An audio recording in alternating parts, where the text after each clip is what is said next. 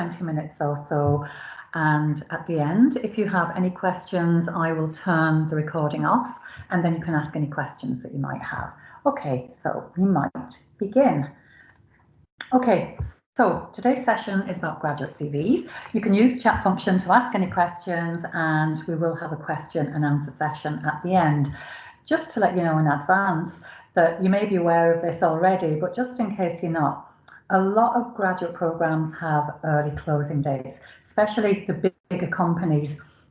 So if you're interested in applying for a graduate program, some of the closing dates are quite early. Accenture, for example, if anybody is interested in applying for their graduate program, their closing date is this Wednesday, the 6th of October. They'll be holding a live webinar tonight at 6 p.m. if you're interested in applying to Accenture. But they're just one company. So we have a lot of companies that will also be taking, also have early closing dates, mid-October, the end of October. So now's probably a good time really just to start looking at some of the companies that you're interested in and having a look at when their closing dates are.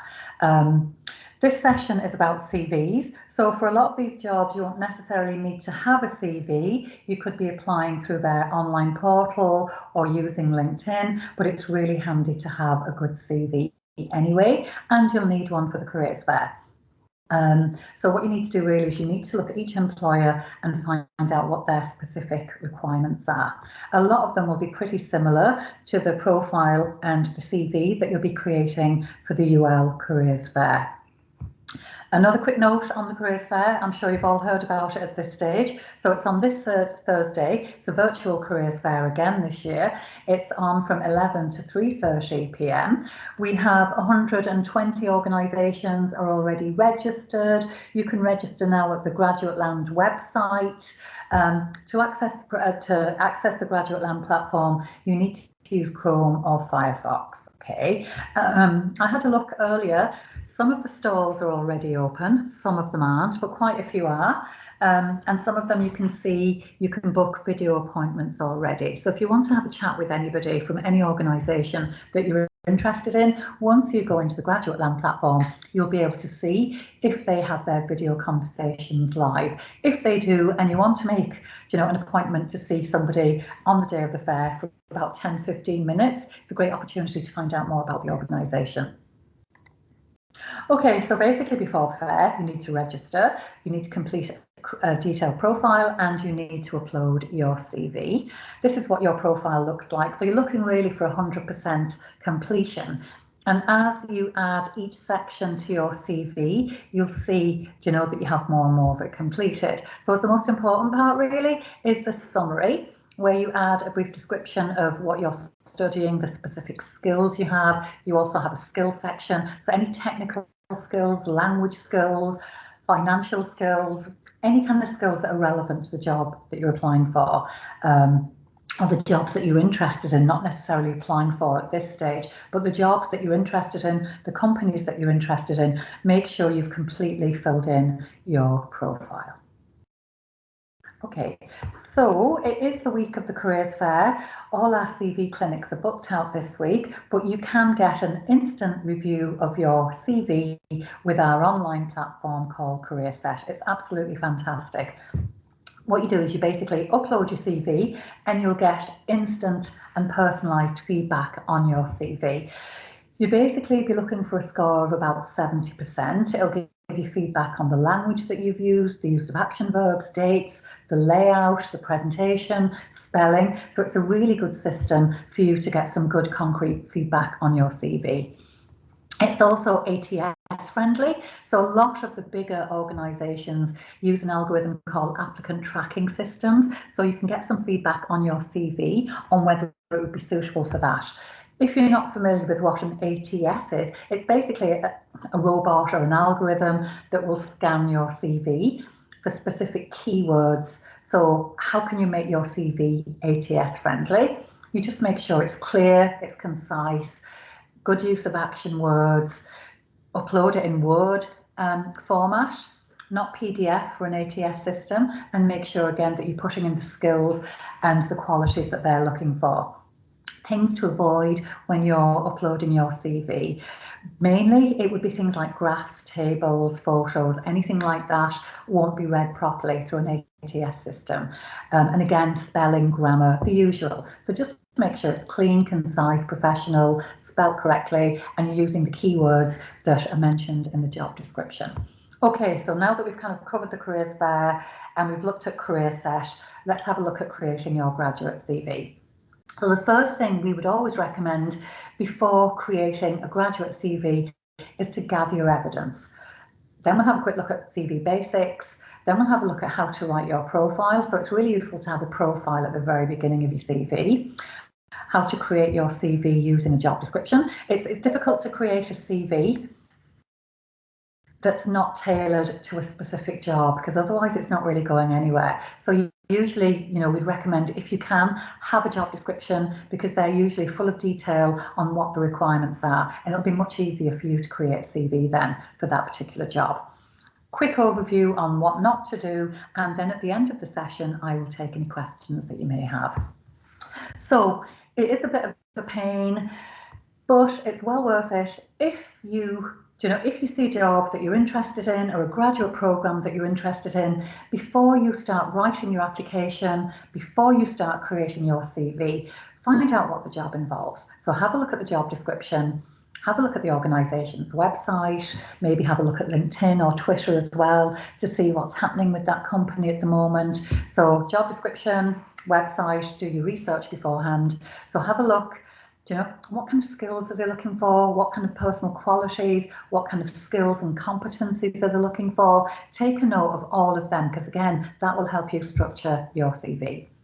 If you can find out, this is where the careers fair will come in really useful, because it's a really useful exercise with gathering information. So if you want to find out more about a particular company, have a chat with one of their representatives on Thursday, and you might pick up some useful tips and advice.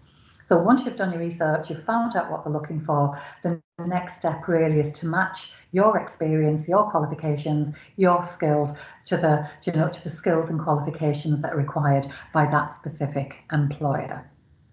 Okay, I suppose an important thing to say is there is no such thing as a perfect CV. Everybody's CV is going to be unique, it's going to be different, because you're all unique individuals, you all have different backgrounds, different skills to offer. So, your CV can be as unique as you. There are certain kind of rules and, things to do beforehand, but, don't copy your friend's CV. Create your own CV, start from scratch. You probably will need a different CV for different jobs.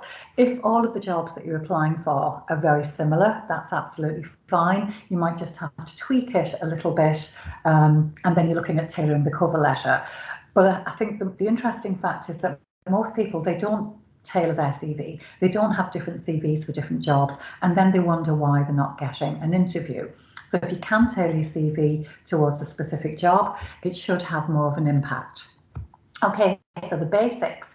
It should be 1 to 2 pages maximum, really. If it's an academic CV and you're applying for a lecturing position or an academic research position, that's a different type of CV. But for a graduate job, a graduate program, usually your CV would be basically 1 to 2 pages. 1 page is absolutely fine. It can be a really good example of your communication skills if you can get all your information into 1 page, but 2 pages are absolutely fine.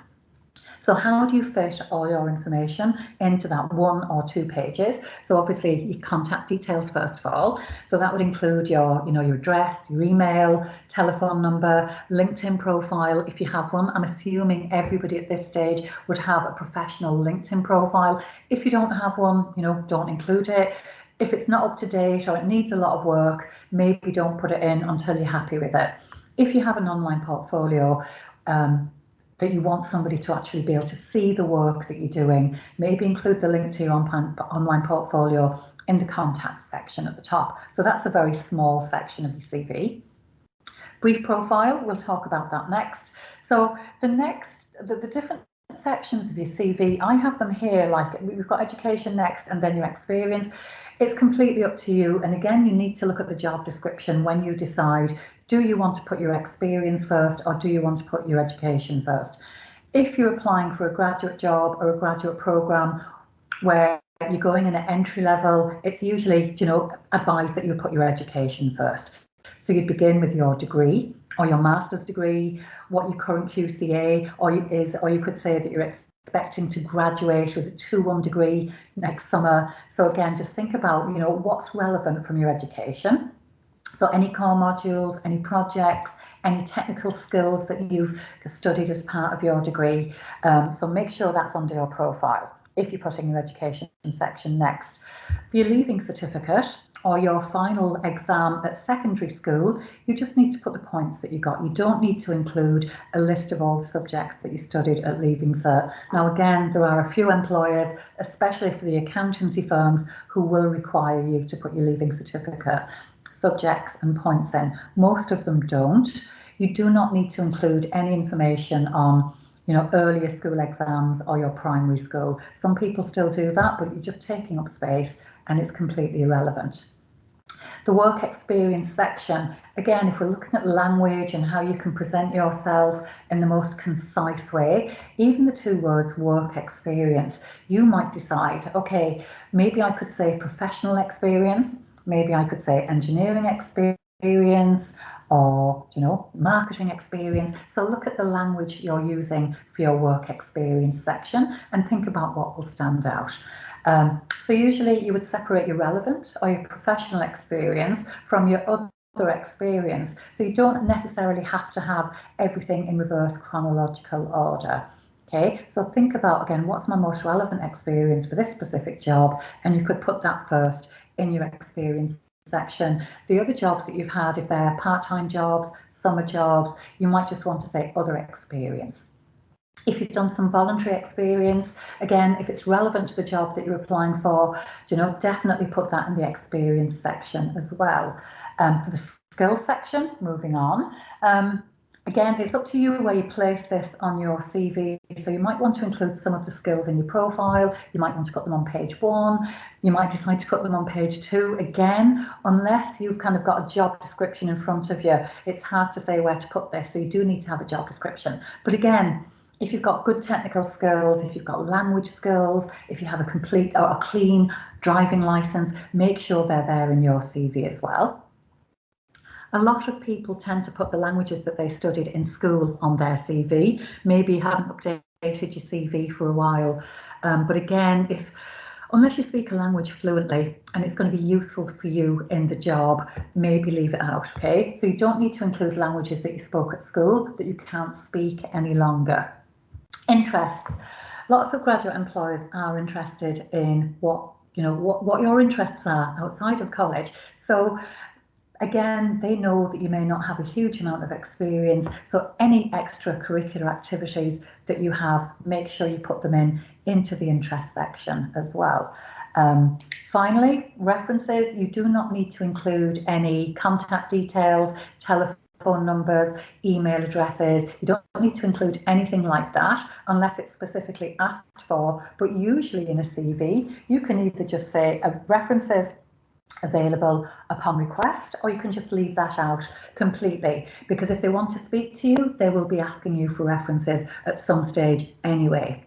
Okay, so we would always recommend that you write a professional profile. So what is a profile? It's literally the opening statement of your CV. So it's underneath your contact details and it's before you start your education or your work experience section. And it's a very brief introduction which tells an employer things like what you're currently studying, when you're going to be graduating, if you have any relevant experience, relevant skills, and the kind of opportunities that you're looking for. So it's very, very brief. It's almost like a mini CV within your CV. It's a very brief summary of who you are, what you're studying, any work experience, relevant skills. And look at the words here, it's relevant. So it has to be relevant to the type of jobs that you're applying for. So how to write your profile? Okay, so it literally, it's only 4 to 5 sentences. So in this example, for example, you could say that you're a final year digital media student, that you're currently studying, digital media at the University of Limerick. And then again, you give the strengths or the skills and the qualities that you're offering. And again, if you have the job description, that will help you to find the right words to put in your profile. Okay, so it is quite an important part of your CV, because I suppose for a lot of jobs, you know, if an employer is getting an awful lot of CVs, you need to have your most relevant information at the top of page one. So a very brief, structured, concise profile can help you catch somebody's attention. So a couple of examples there. First example, it's a little bit longer. You can see they're being very specific about what they're studying, what they're looking for, and the skills that they have. The second example is one that's very, very common. A lot of people like to write that they have excellent teamwork skills and communication skills. You can see that spelling mistake there as well. But again, don't write a profile like that, because it's, you know, it looks lazy. It doesn't mean anything. It's, you know, it's vague. So if you're writing a profile, make sure you're very specific about who you are, what you're studying, what you've got to offer, and if you have any relevant experience, even just a line on that at the beginning of your CV. Okay, so now we've looked at your profile, we've looked at doing your job research. So how do you start to write your CV? If you have a CV and you haven't had it updated in a couple of years, you know, I would say start from scratch again. It does take a little bit of extra time, but it'll be well worth it to have a brand new, professional, clean, focused, concise CV. Again, you're looking at the job description. I would get a blank piece of paper, and on one column I would have, you know, the job requirements, and on the other side I would have my evidence. So we'll have a look at that again in a minute. But if you're looking for some free MS Word CV templates that are really, really nice, there's a really good website called cvtemplatemaster.com. They have hundreds of free CV templates. So you just click on the template that you like. When you go into that template, you'll see it'll say price. Beside that, it will say free download, and you can just download that free template and work away and put your own information in. Okay, so that's a really, really handy website. But going back to the job description. So imagine this is your blank piece of paper. You know, this is a job description for a digital marketing intern. They have 1, 2, 3, 4, 5 job requirements. So what you'll be doing for this is you'll be writing down what are their job requirements. On the other side of the piece of paper, you're kind of just, you know, where's your evidence for each of these bullet points? Okay, so that will give you an idea then of what your CV should be based on. So your CV, if at all possible, should always be based on the job description. Okay.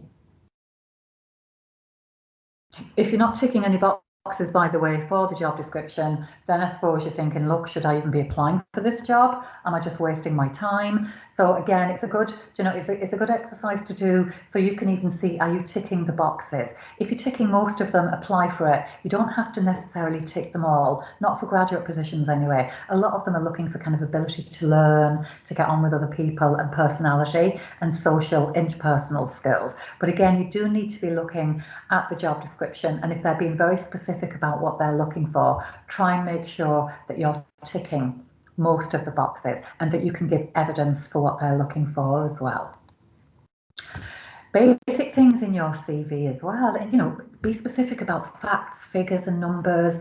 We see a lot of CVs where students don't put in the locations of where they've worked.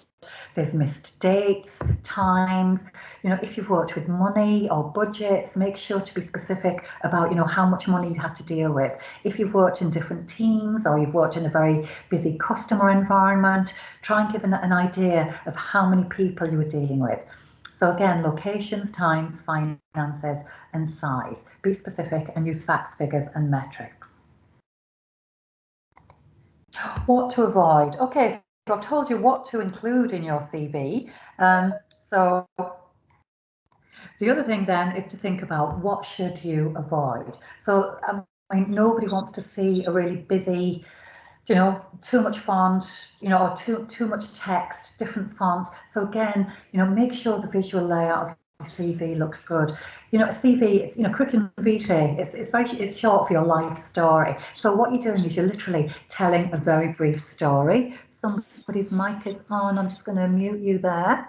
Okay. So make sure it looks good. Again, the website that I was telling you about earlier, they've got some really clean, nice templates. Avoid using too much bold as well. You only need to use bold to highlight relevant information. It could be, you know, your degree, your title, it could be your heading sections as well. So, you know, be sparing in your use of bold. For an Irish CV, you don't need to include any photographs. So for your LinkedIn profile, yes, it's good to include photographs. Usually on an Irish CV, you don't need to include a photograph of yourself.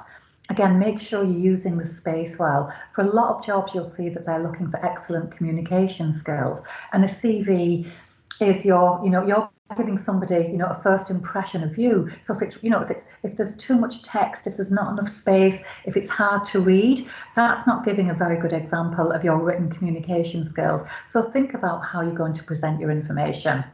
Again, at your level at this stage, things like grammar, spelling, you need to make sure that there are no typos, no spelling mistakes, and that everything is grammatically correct. Again, if you want to use that Careerset platform, that will give you some feedback. I know that not everybody would be an expert on grammar, and some people have problem with spelling. So, either put it through Careerset or get somebody else to have a look at it and just to give you some feedback as well. Again, just be wary of using too many fonts, too much italics.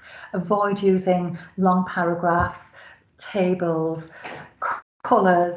And finally, you do not need to include your date of birth, your gender, your age, your marital status. Sometimes people like to put in the date of birth and what the marital status is. It's nobody's business but yours. So don't include anything to do with your marital status, your age, your date of birth. Some people put in their parents' names as well. You definitely don't have to include that. So keep it clean, keep it concise, make it look good, make sure your spelling, your grammar, that everything's perfect, and don't include any personal details apart from your contact details. Cover letters, supporting statements. Sometimes potential employer will ask you to, write or, include a cover letter or a supporting statement with your CV. It's a really important part of the application. And why is it an important part of the application? Well, if you think about your CV is all about you. The cover letter, it's about you, but it's also about the employer as well. So tips and advice for writing a cover letter or a supporting statement. In some online applications, you may see a section that says additional information or, why do you want to work for us? So that's the section to write about the employer. So assume anyway that you're applying for a job, you've been asked to submit your CV and a cover letter. It should be one page, that's all. Short, brief, concise, to the point, maybe 4 paragraphs. And again, if you've done the exercise on preparing for the looking at the job description, thinking about what they're looking for, this will help you write the cover letter as well. So again, very simply, your opening paragraph, you should outline, who you are, what kind of job that you're applying for, why you're interested in this specific job. Again, it depends on, you could talk about the employer at this stage as well. So, but why you want the job, what you have to offer. Again, so you're expanding a little bit on your CV, why you're interested in this particular employer. So I think most employers would want to see, again, that you've done some research or you've spoken to somebody possibly at the careers fair who's given you some information on this particular job. The cover letter is a great place to tell them, yeah, look, I've done my research. I spoke to X at the UL Careers Fair. They told me that. So your cover letter really is a mixture of, information about you and information why you want to apply for that specific job with that specific employer. And it really is a chance just to get your personality across. It's difficult to get your personality across in a CV, but your cover letter is really, it's you speaking to somebody, isn't it? So a good idea when you've written your cover letter is maybe to read it out loud, to read it to somebody else and see what it sounds like, because when the recipient is reading your cover letter, they're going to be hearing your voice, and it's a good way to make an impression again, and it's a good first impression. So it's another opportunity to make a good first impression on somebody if you can write a really good cover letter. Okay, we've got 5 minutes left. Okay, so just summarise. When you've got your CV together, if you've written a cover letter to go along with it, stand back, have a look at it. Who's your audience?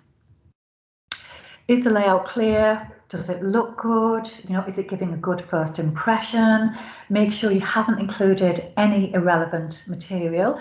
Is the most important information on the first page? So again, I think, you know, most people will spend 7 to 8 seconds scanning a CV before deciding whether they want to look any further. So make sure all the relevant information is on the first page, that it looks good, it looks professional. Definitely check your spelling, especially if you're applying for a job where attention to detail is really important and they're looking for really good communication skills. So spelling is really, really important.